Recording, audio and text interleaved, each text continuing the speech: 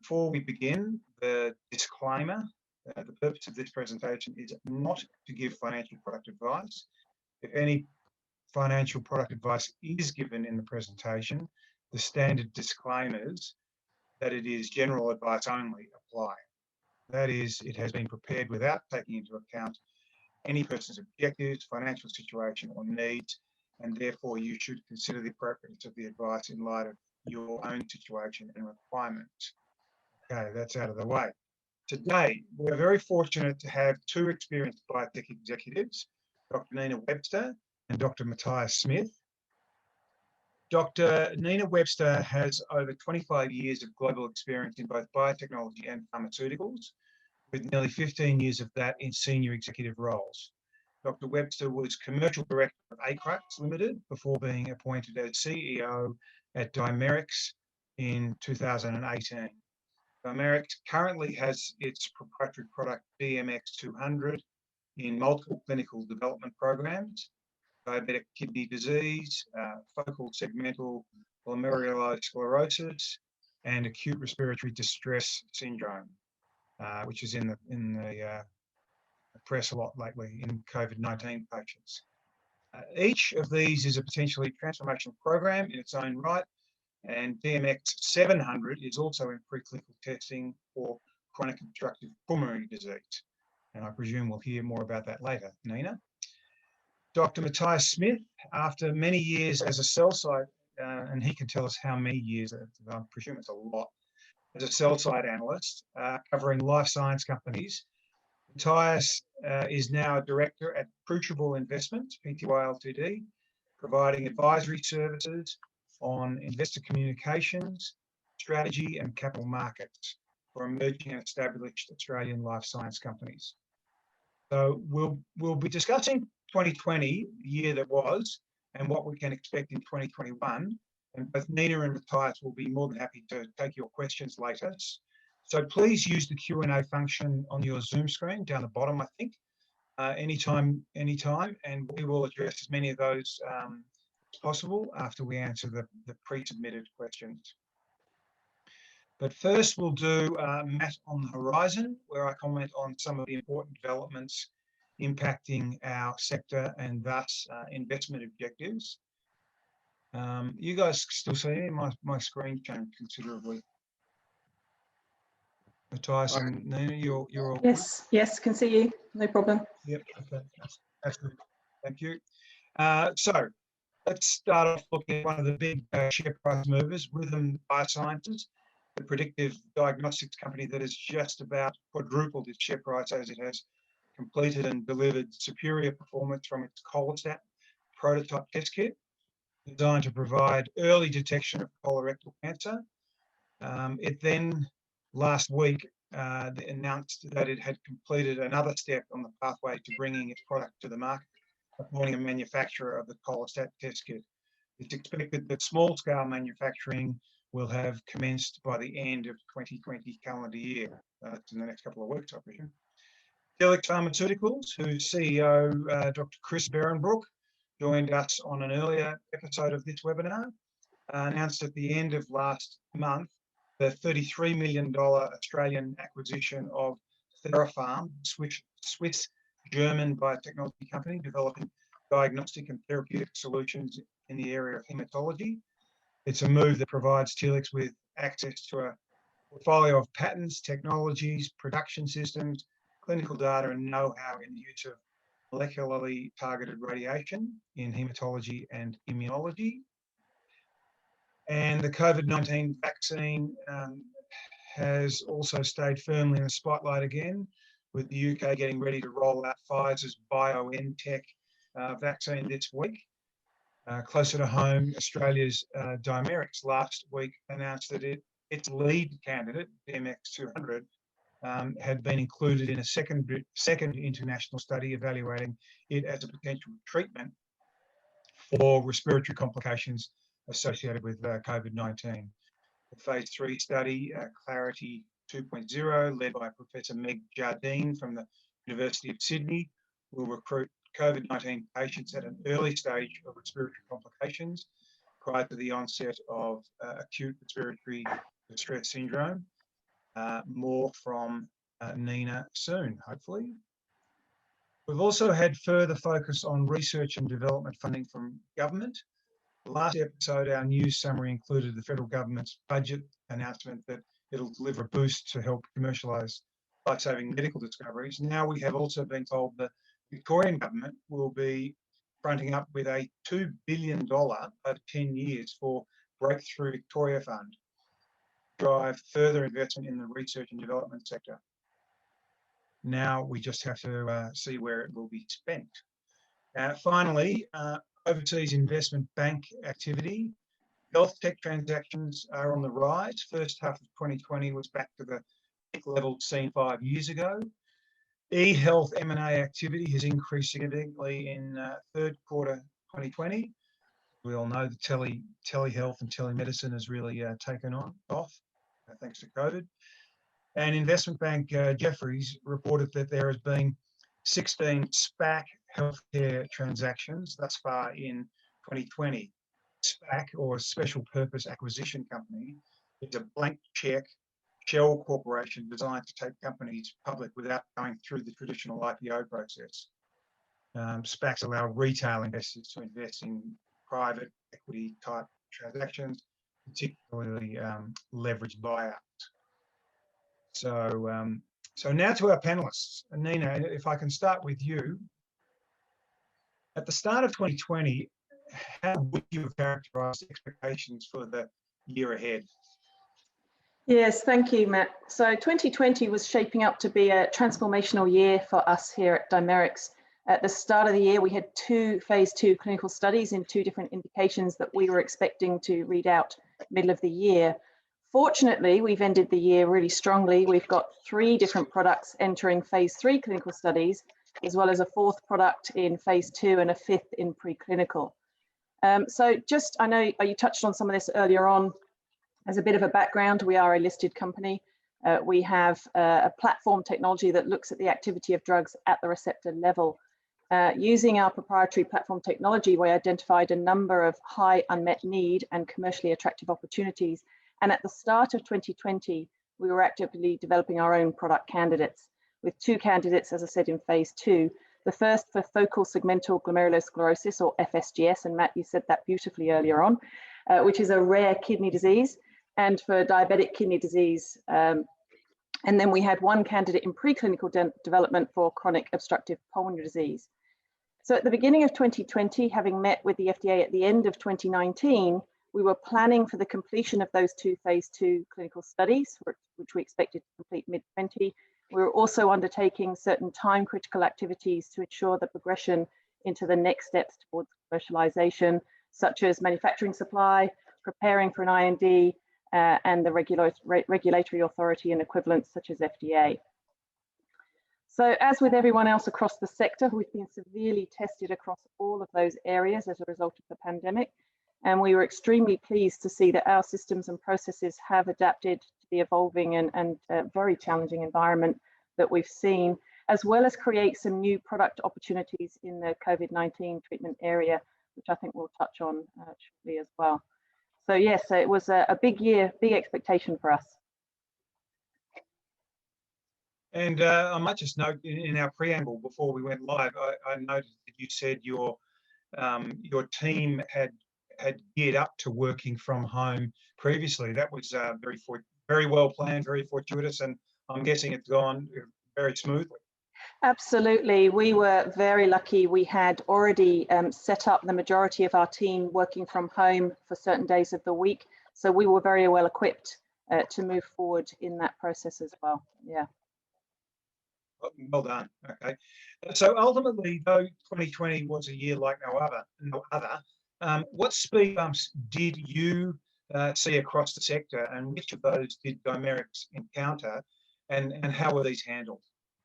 Yeah, I think we're all familiar with companies in the sector that had their clinical trials cancelled or paused during COVID-19 lockdowns, or laboratory activities placed on hold, regulatory submissions have been delayed.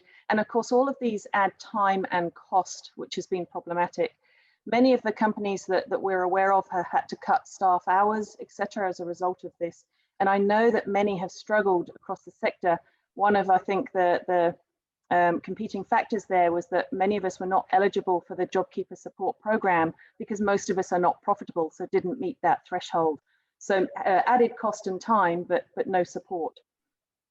In light of COVID-19, fortunately, we had clinical studies underway, and we implemented a number of contingency plans in the event that clinical study participants were required to self-isolate or visits to these medical institutions were restricted. And since all of our clinical sites for both of our study were in Australia, we were very fortunate because we had the ability to monitor those study sites very closely. Fortunately, our team running the studies had the foresight to start implementing a risk mitigation strategy in February. And those strategies were utilized successfully. And as a result, we were very fortunate that we remained on track, and we reported top-line data for the phase 2 program in FSGS in July 2020, and positive top-line data for the diabetic kidney disease in September 2020. So throughout 2020, we've also been preparing for a pivotal phase 3 program in FSGS, which we initiated a feasibility study in March 2020 and concluded in August. Now that's a paperwork exercise, and that assesses which sites could recruit FSGS patients, in which country, how many patients each of those sites could recruit. And that informs us how many sites overall we're likely to require to conduct the study. Now, given this was run during 2020 and through the pandemic, it's meant that we have already taken into account COVID-19, which gives us an advantage moving into 2021 and where we can recruit these patients. I guess the other challenge, and we touched on this earlier, was the working from home remotely. As we spoke a moment ago, we were very fortunate that we were already set up to work from home, and we are in a position to successfully work from home. However, as with the rest of Victoria and the sector, juggling the different priorities, including homeschooling, and building new relationships with online portals and business development has certainly been a huge challenge for us. So I think across the sector, actually, I'm proud of the whole sector. We have all learned to think and act very differently in the new and flexible working environment. So we are continuing to meet those challenges head on. Well, congratulations. It sounds like you've had a very productive year given the challenges. So that's a real credit to you and your team. Matthias, what did you see as the speed bumps emerging across our sector?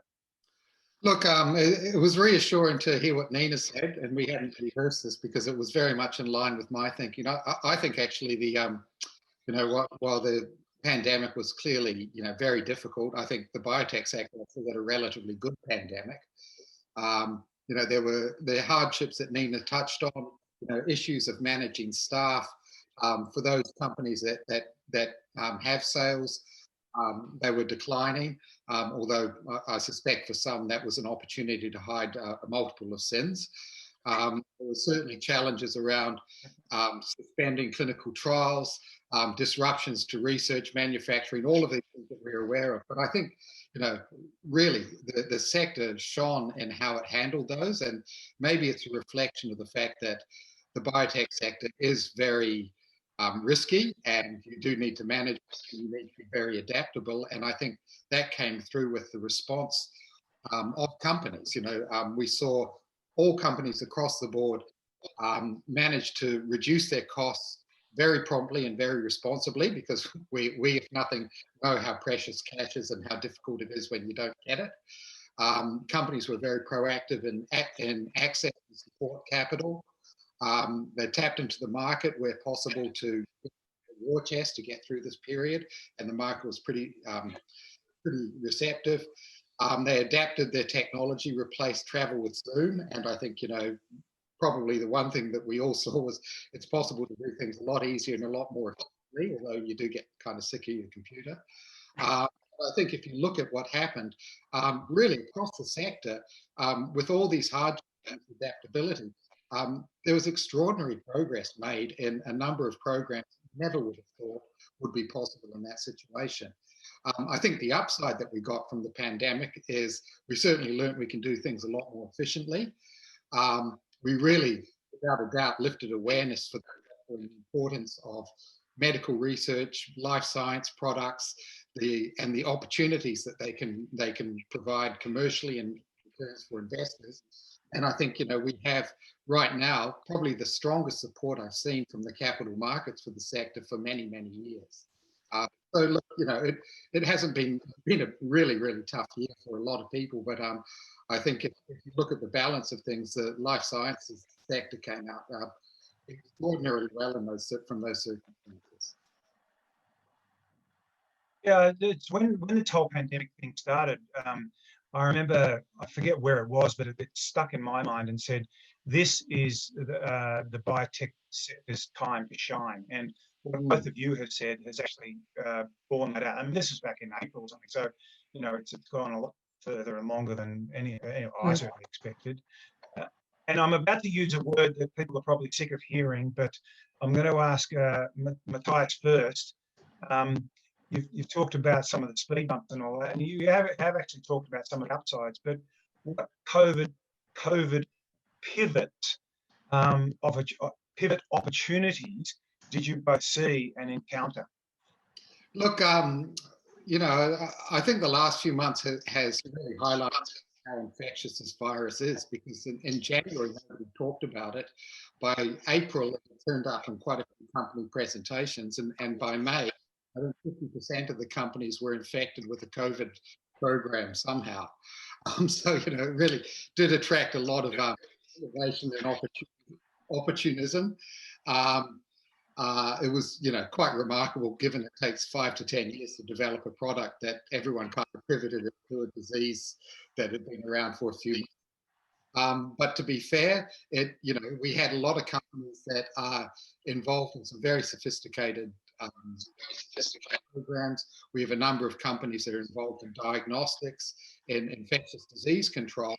And so, some of those turned technology to this new opportunity. Others, I think, we're clearly, jumping on the bandwagon, but that's the way of the world. And I think you have to be adaptable. And if there are opportunities like that, you're crazy not to grab them if everyone else is grabbing them. And Nina, COVID pivot opportunities? Yes, fortunately, despite the challenges in 2020, the year has actually provided Dimerix with some real opportunity as well. So without going into the science specifically, we know that our drug works in kidney disease by reducing damage in the inflammatory cells. And we know that our clinical data supports that mechanism of action. We also understand that in COVID-19, respiratory complications are caused by that immune response and inflammatory response to the virus, where that immune system overreacts and it results in respiratory failure and death in some instances. And that's why our lead candidate, DMX-200, is now part of 2 different phase 3 clinical studies in COVID-19 patients with different respiratory complications. So firstly, our candidate has been included in a REMAP-CAP global study in acute respiratory distress syndrome, or ARDS, in those patients with COVID-19. Now, that's a study that is endorsed by the WHO. It has been initiated in over 260 clinical sites in 19 different countries and intends on recruiting over 7,000 patients overall. So a fantastic study to be involved in, for which we were also recently awarded a $1 million grant from the Australian government, from the Medical Research Futures Fund, towards our inclusion in that REMAP-CAP study. And that's something we're very pleased with, as that funding and endorsement is a strong reflection on the scientific rationale for DMX-200 in that indication. And then more recently, earlier in the week, actually last Monday, we announced that we've also been included in a large 600-patient phase 3 study led by Professor Meg Jardine, as you mentioned, in a study called Clarity 2.0. And this will recruit COVID-19 patients at an earlier stage of respiratory complications. So it's prior to the onset of respiratory disease, acute respiratory distress syndrome, in the REMAP-CAP study. So essentially, if we can reduce the inflammation or reduce the damage caused by that virus, we may be able to reduce the severity and duration of symptoms of COVID-19 and potentially reduce the long-term impact and health burden post-hospitalization that some of these patients are suffering as well. So a really big opportunity. We started the year with 2 phase 2 clinical opportunities, and we finished the year with 3 phase 3 opportunities, 1 phase 2 opportunity, and a preclinical opportunity. So yes, we have been very fortuitous. Oh, once again, well done. And so, Nina, do your clinical studies have potential ramifications beyond COVID-19? Yeah, so historically, pandemics have lasted 12 to 36 months, and unfortunately, we've seen a number of those resurgences globally right now. So it's really pleasing to see that some of the vaccines have made real progress. However, we also recognise that it's going to take some time for these to reach the global population. So whilst COVID-19 is likely to be around for a while yet, if DMX-200 does show benefit in the respiratory complications associated with COVID-19, it may also show benefit in respiratory complications associated with other infections too, such as pneumonia and influenza. And that provides a real opportunity that could extend well beyond COVID-19. Okay, thank you. And Matthias, now looking to the year ahead, what themes have you seen emerging that you think will be important for biotech investors in 2021? Look, I have to say, Matt, I'm not a big fan of thematic investing. I kind of tend to see that, you know, investments should be driven by the fundamentals of interesting products, good technologies, and good market opportunities. However, having said that, you know, as a public company, you need to be very aware of the trends that are, or the investor sentiments that are happening in the sector, because ultimately they can drive more the share price than anything else. So it is important. But one thing I would say is, and I've said this during the course of this, I do think the sector is actually in the strongest state it's been for some time. Certainly the market sentiment and support is extremely positive. We have a number of companies which are getting good commercial traction with their products and generating, you know, strong sales growth. And as you've said, you know, there are more sources of funding, including government funding, that can support these. So, you know, we're going into 2021, a very robust sector. I think probably the thing that I find most reassuring is the structure of the sector. The diversity of companies that we have is like we've never seen before. You know, when I started, you know, many years ago, I won't tell you how many, in the life sciences sector, it wasn't really, biotech was drug discovery and nothing else. And drug discovery has a couple of things associated with it. One is long timeline with high risk and a lot of cash going into them, and then a binary outcome. What we're looking at now is quite a diversity of device companies, drug companies, diagnostic companies.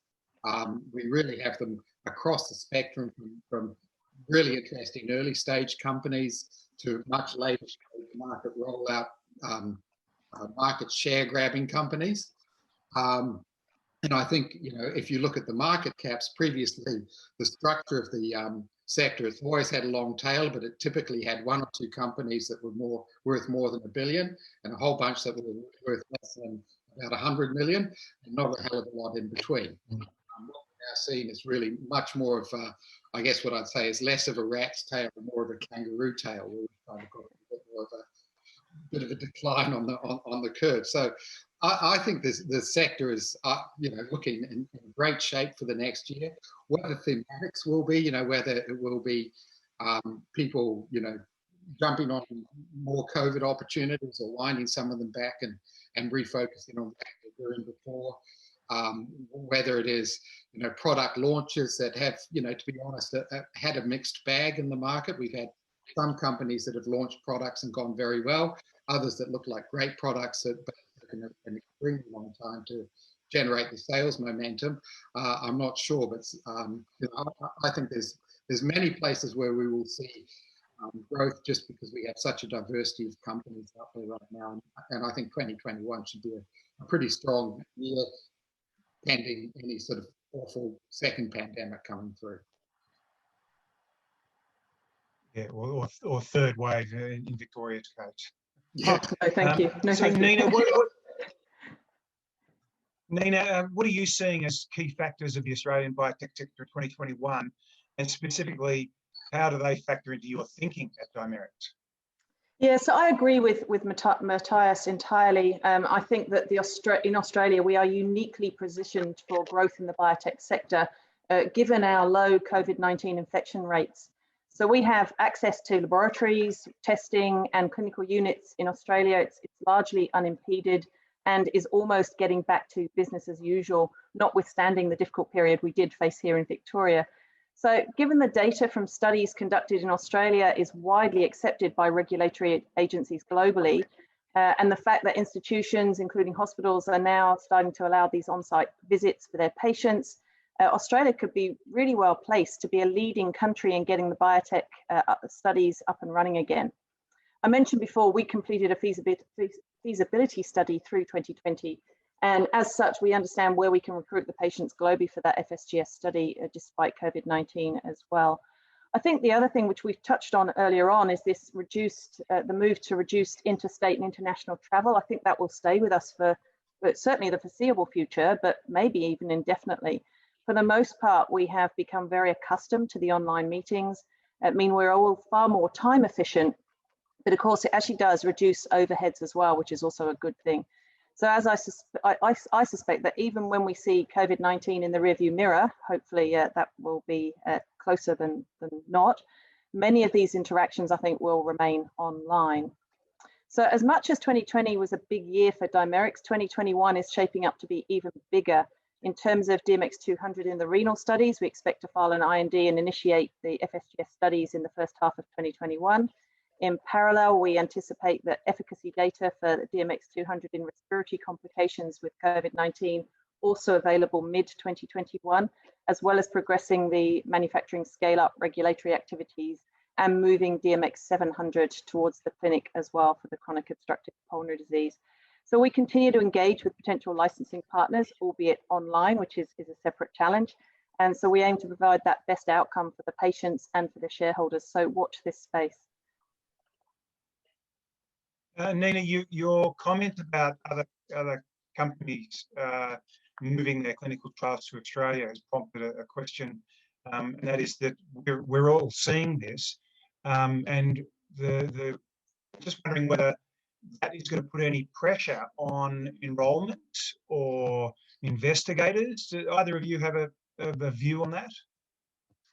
I think that's only a good thing, though. I think we have a fantastic capability here in Australia for clinical trial setup. The phase 1, phase 2 units are quite exceptional.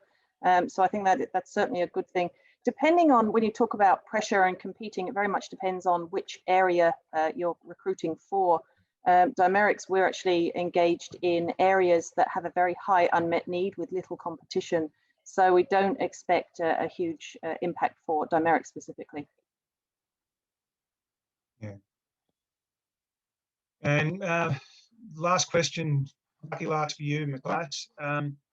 Specifically, what is exciting you at the moment in the listed market and maybe the unlisted? So we might get a heads up and make lots of money, because most of these people on this webinar are investors. So here's your time to shine. Okay. Thank you for not wearing a loud shirt for a change. I'm actually already regretting it. I should have got one of my Hawaiian numbers out for this. But as you said, this is an investment advice. But look, there's a couple of the earlier stage companies that I've ended up working in, which I couldn't do as a sell side analyst because it's very hard to justify the time and effort in providing coverage on an early stage company. But two of the companies that I've been working with, one is Amplia, which has been a lot of fun for me this year. Extraordinary experience around the management team and board, and just started a phase 1 clinical trial of their drug in healthy volunteers. Reason I'm excited about that company is firstly the experience which I've witnessed firsthand in my dealings with them, but also I think one of the things that the sector typically struggles with is the long and expensive timelines, and Amplia is looking at completing their phase 1 trial early next year and starting phase 2 programs towards the end of next year, and that's the type of momentum that's going to lead to some serious share price appreciation. We've already seen the stock price go up 4 times in the time I've been working for the company, so that's been a lot of fun to work with. Also doing a little bit of work with Patris, which I have a long history with. In fact, I was the first float I was involved in at Lodge Partners about 15 years ago, and gives you some idea of, and that wasn't my first sell side gig, by the way, but it was a long time ago. The company is really, what they're dealing with now has nothing to do with that technology. It's an interesting technology they've got out of Yale, and part of my role has been trying to translate that into a language that investors could understand, because it was a very often heavy scientific presentation that, to be honest, I even struggled with a few of the slides. Once I got my head around it, I thought, actually, this is really, really interesting. So those are good. You mentioned Telix, which are, I've got a lot of admiration for Chris. I think he has put a few noses out of joint. Possibly we needed some of that. But, what he has achieved in that company and the types of deals we're seeing being, something the sector really hasn't seen enough of. And it's great to see that happening. Nanosonics, which I started covering soon after it floated in 2006, under the stewardship of Michael Kavanagh, has been just a really terrific story. Again, nicely positioned in infection control. Ironically, as probably one of the leading infection control companies, they didn't make a big selling out of COVID, but I can tell you the need for that type of products and the solutions they're delivering, I think are going to set them in good stead for many, many years to come. But it's, to be honest, there's a plethora of great stories out there. I've mentioned 4, but I think there are many, many others. And as always, there's a few that hopefully won't carry on for too much longer, because they're probably more involved in keeping people's jobs and producing shareholder value. But that's the nature of any emerging sector. Okay, thank you both very much. Look, we'll have to wind it up there now. It's beyond 11:30, our prescribed time. The next webinar will be early in the new year. So here's to a more predictable 2021. Thank you to the audience. Your feedback and suggestions are most welcome. If you feel we can improve or have a suggestion for content, please don't hesitate to email me on matt@horizon3biotech.com. Thanks go to FB Rice and Monsoon Communications for sponsoring and hosting this webinar. And finally, thank you to Nina and Matthias for joining us. Thank you very much. Very much appreciated. See you all again in 2021, and happy holidays and summer, and stay safe. Thanks, guys. Great. Thank you. Bye. Cheers.